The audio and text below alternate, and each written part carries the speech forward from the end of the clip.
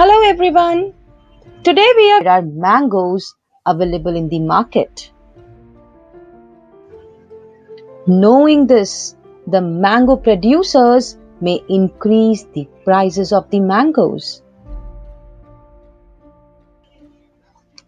because they know that with the higher demand, many consumers are willing to pay more to get what they want. Some consumers would decide to leave because they are unwilling to pay higher price. In this situation, what would happen if the another producer is added in the market? So now there are two mango suppliers. The demand for mangoes would be lower than the supply because there will be more mangoes available than the consumer wants. The mango producers would decrease the prices of the mangoes to attract more consumers to buy their product. This increases the demand for the mangoes in the market.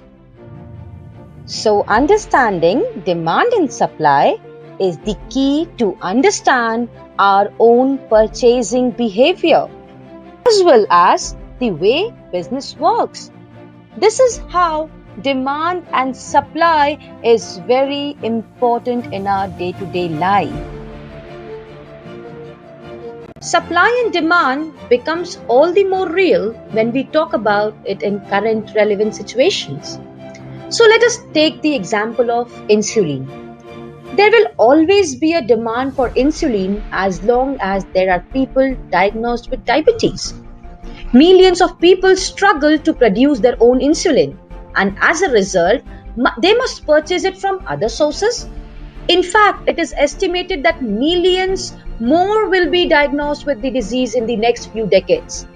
Unfortunately, there is a problem with the supply of insulin. Scientists have made the claim that millions of people around the world with diabetes may not be able to access insulin over the next decade or more due to shortages. We have already seen the prices of insulin skyrocket, thanks to private industries and this constant demand. However, we may yet see the prices climb.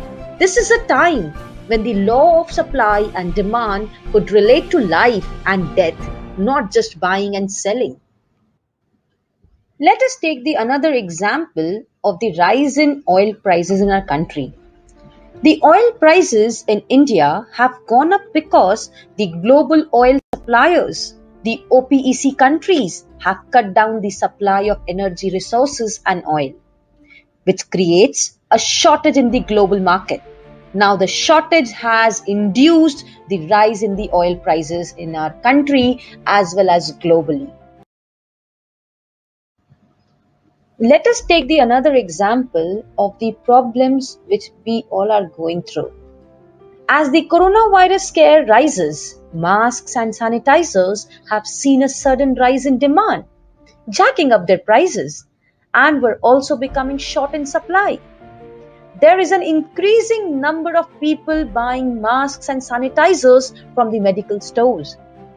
Due to the increase in demand, many medical stores are facing shortage, and at the same time, some stores have increased the prices. This is why there is an increase in the prices of the masks and sanitizers because the demand is high and there is shortage in supply. Everybody is crazy about iPhone nowadays. So let us take the example of iPhone 11. When the iPhone 11 was released in the fall of 2019, there was an enormous demand for the new phone. Surprisingly, Apple was not able to meet this demand with a steady supply. The company had not expected this many consumers to purchase the iPhone 11 over their higher end models.